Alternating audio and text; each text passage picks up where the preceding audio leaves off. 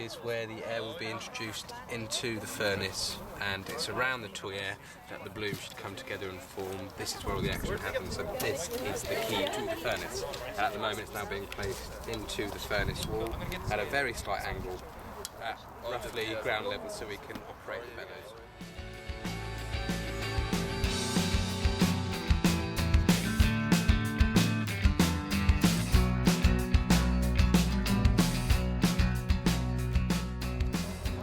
Late afternoon on Saturday, and we've made quite a lot of progress today. We have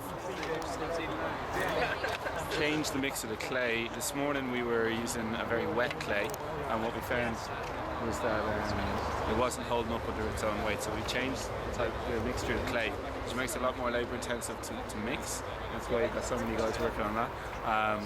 But it's really working in terms of keeping the furnace stiff and helping it to stand up essentially. So the furnace is coming along. We're about probably halfway, 2/3 of the way through building it, I think, and we should be completed by the end of daylight essentially today.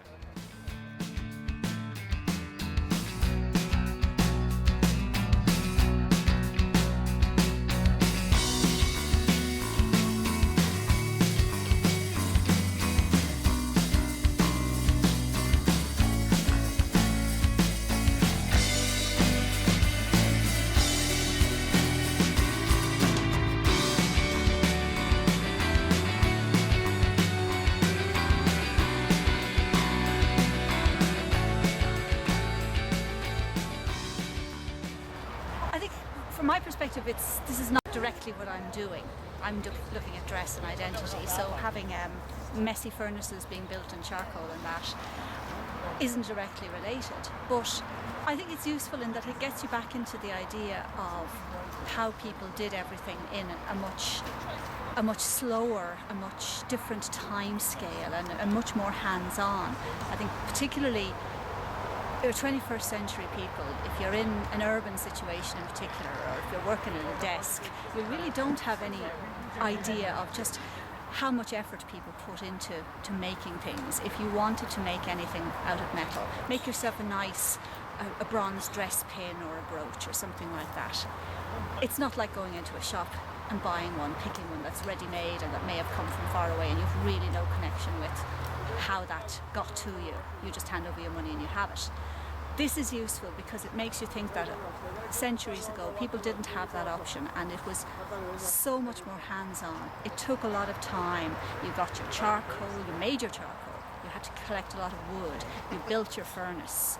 Okay, we're doing it here as a kind of an experiment. It's perhaps gathered together in a way it mightn't have been. You might have had a certain degree of specialism in the past, but just from the usefulness of seeing how long it takes, the amount of effort, the sheer amount of manpower that goes into it, the hands-on experience and the time, how many hours you spend just trying to get things set up before ever you start bringing in your ore, starting to smelt it, before you can even think about then casting it into a brooch, into a pin.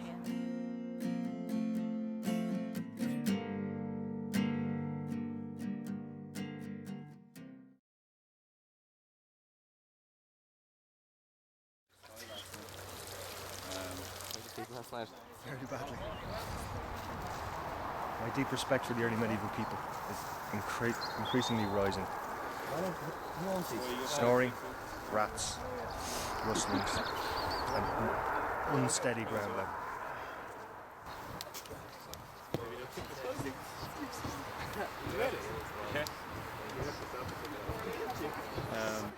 So this is the remains of the roasting of the ore that we did last night. We built a pyre of wood about probably a metre tall. We got it going last night in the dark, and all the wood's burned through. We layered wood and then ore, and then wood, then ore. And what's happened is, you can actually see here, this yellow colour is the colour of the ore originally, and underneath where it's been burned it's turned a kind of a deep red or purple. So what's happened is it's the heat has driven off some of the moisture that's in the ore. You can actually see where it's sorted what we call the good ore from the bad ore. You can actually see a lot of the red residues. It's all broken up. All of this is crap. Sorry, excuse my language. That's all. And then you've got the good pieces here, which are going to be good for the smelt.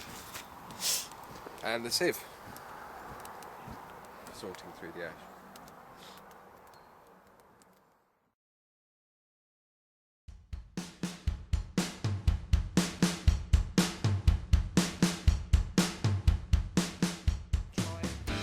It from the base, so it doesn't just light from the top, because the oxygen will be around here and there'll be no oxygen available for the bottom of this packet, and that will only be introduced from the bellows. So we need something to burn first before we can blow air into it at the bottom.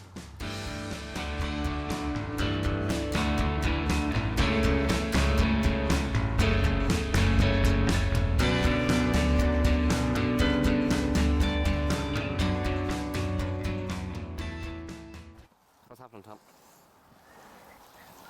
Brian is pumping air into the base of the furnace where we previously placed the members to get this packet lit and burning, so that the inside of the furnace wall can bake sufficiently or dry sufficiently to keep it all together and keep it strong and remove a great deal of the moisture, because you don't want to waste too much of the energy for efficiency purposes on heating the furnace wall to remove the moisture. What we want to do is focus the energy that we're going to place in the charge later on onto the ore, onto reducing the ore, not to removing the moisture from the furnace wall. So at the moment this is just heating the whole thing up so it's drying out.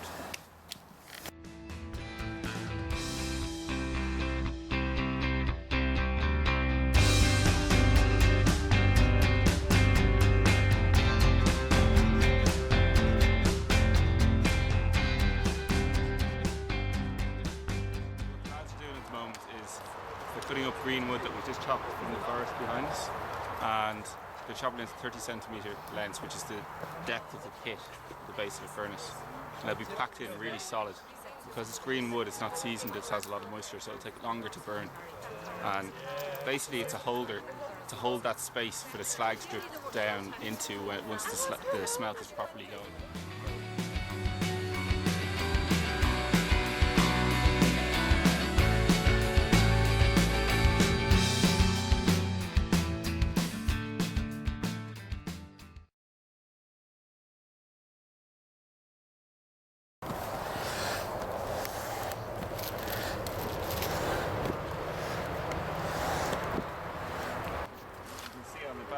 I was trying to tip it in using the bag, and it's out to a temperature where it's just melting the bag, so we're just going to have to put the charcoal in using our hands. The old style. Iron Age way.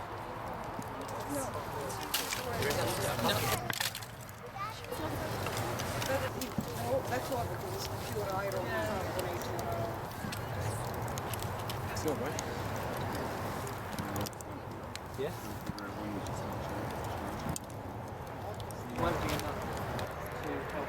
The furnace with charcoal, and we've already had a load in already, and what we're trying to do now is get the whole furnace up to a temperature where we can introduce the ore and reduce it into an iron bloom.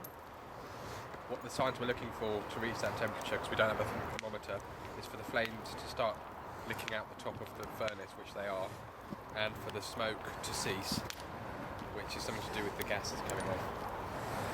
And we get to that temperature with the bellows. We're looking for something between 9 and 1100 degrees Celsius.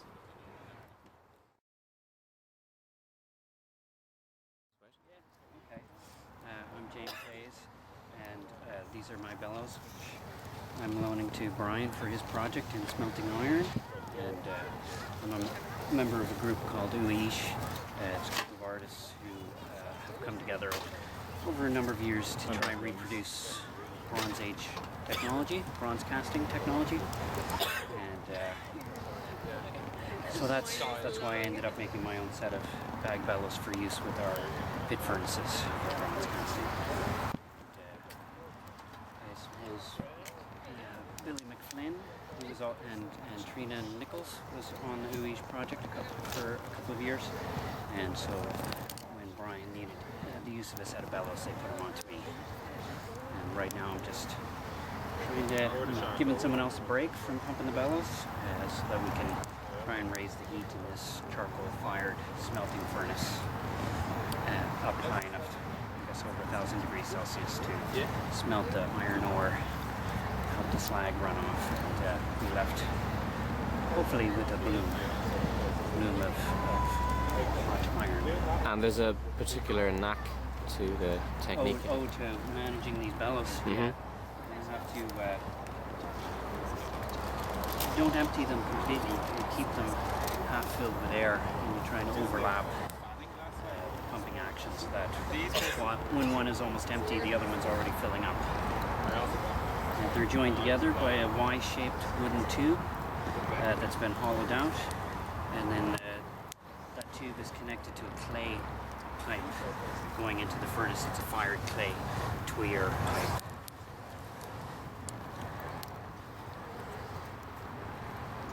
Pumping oxygen into the furnace.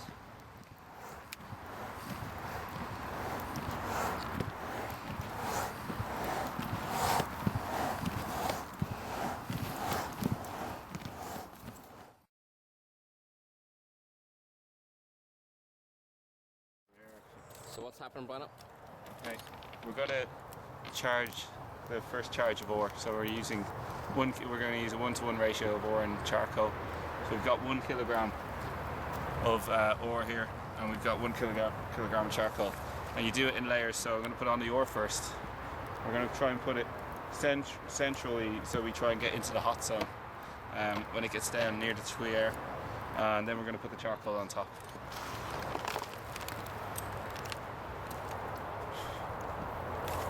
I'm gonna have to go and get that apron. Can you use that shot?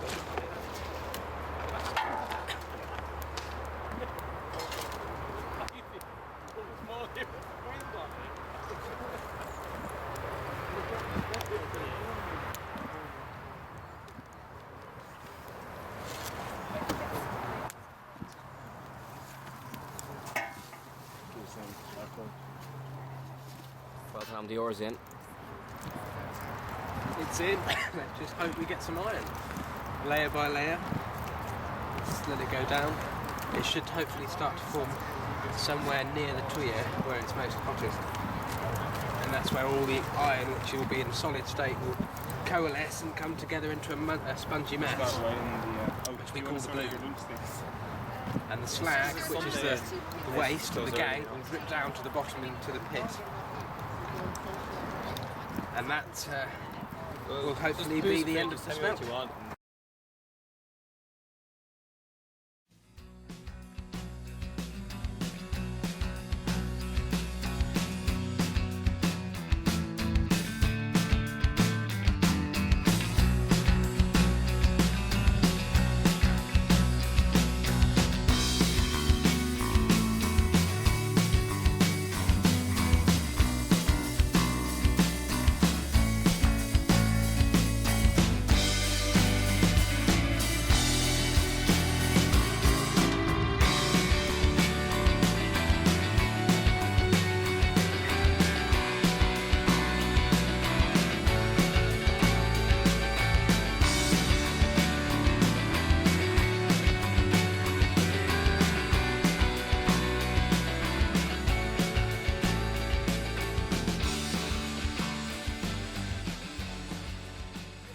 Flames are coming out, you'll see a void.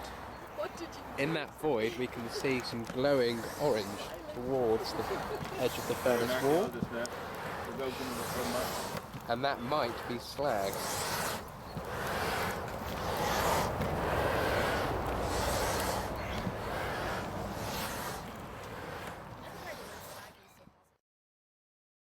Happy? So far, it really couldn't have gone any better. Had perfect weather. The furnace has had absolutely no cracks, and I think it's high enough. Bellows seem to be working perfectly. We've had no slag coming out the tuyer. We've had no blockages. It all seems to be going perfectly. As far as we understand how things are supposed to go, this is pretty much perfect.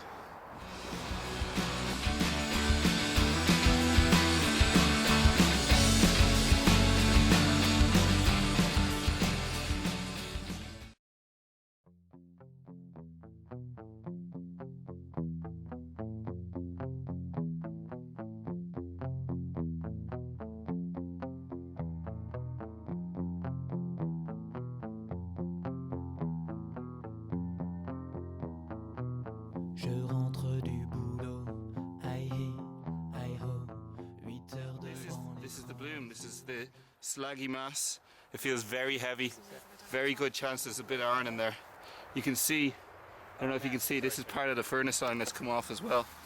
You can see the kind of the clay. Yep. So this is where the tuyere would have been, air blowing in, and this is the bloom that's formed just below the tuyere, and it is absolutely classic and absolutely perfect. You can even see prills. These are slag prills that have been coming out. Can you see that, Tom? I can't actually. I'm gonna get pretty close here, okay? You see those little bubbly prills? Beautiful. Yep, yep. That's slag that's dripped down. It's very green, isn't it? You can see it. Yeah. Look at it, it's in perfect little drops. It's amazing. Yeah, and that is classic. Classic bloom, yeah. Yeah. Wow, it's enormous.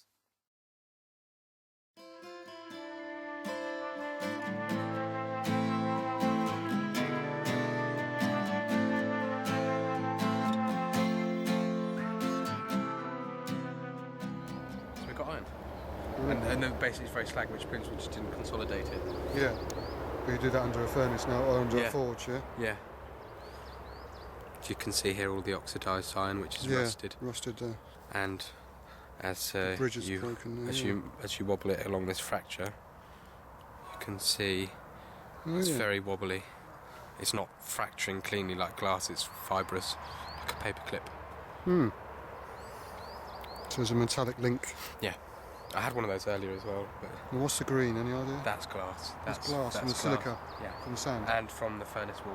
Oh, right. Yeah, it'd be interesting to do a sort of chemical And a lot of analysis this and very find out. dark glass will be iron-rich silicate, and then the green will be just more Pure like silica. Yeah. Amazing. It's good, isn't it? So what temperature do you think you're up to in the quite I'm near just the saying, twire? you get ceramic firing about 800 to 900 degrees Celsius in, 800 in a bonfire. The fact we've got molten ceramic means we're in liquid. excess of that, Oh. probably in excess of 1,000 degrees if we're getting iron. So in excess of 1,000 degrees probably, around the tuyere anyway. Probably definitely not towards the end where there was the charcoal stayed, but Yeah, definitely yeah, around the yeah. tuyere. And there's a huge lump of that furnace lining which is just molten as well.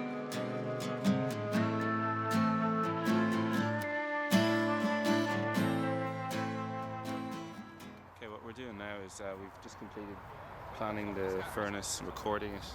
And what we're going to do now is take a section of the furnace, almost like a cake when you could slice a cake in half. And we should be able to see the makeup of the furnace wall. And hopefully when we get down to the pit, we can excavate a similar section. And that'll show you some of the layering of the slag and what was going on in the furnace during the smelt.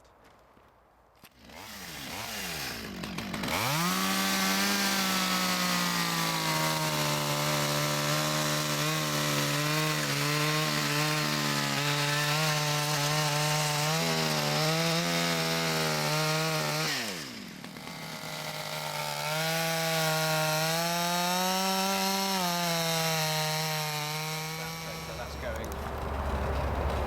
It's cracked. Actually, it's cracked. Well, that's beautiful. It's beautiful. All right. Oh, look at that. Holy shit. Oh wow. Right, now let's try and lift this out of the way. That is what you call beautiful.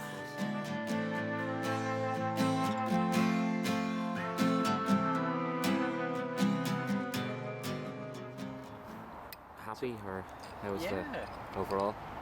I'm happy. We've had a successful smelt with some iron in the bloom. I'm just excavating out the bottom of the furnace now, which we've previously just sectioned. Just collecting some samples of the fuel ash and of the lovely drip slag, which is very hot. It's lovely. Let's run over the wood. It's into a pit furnace, but we've had a wood stack in the bottom, and this has run over the top of it, so it's very, very nice bit of slag. So we're just finishing up and wrapping up here, and then back off home.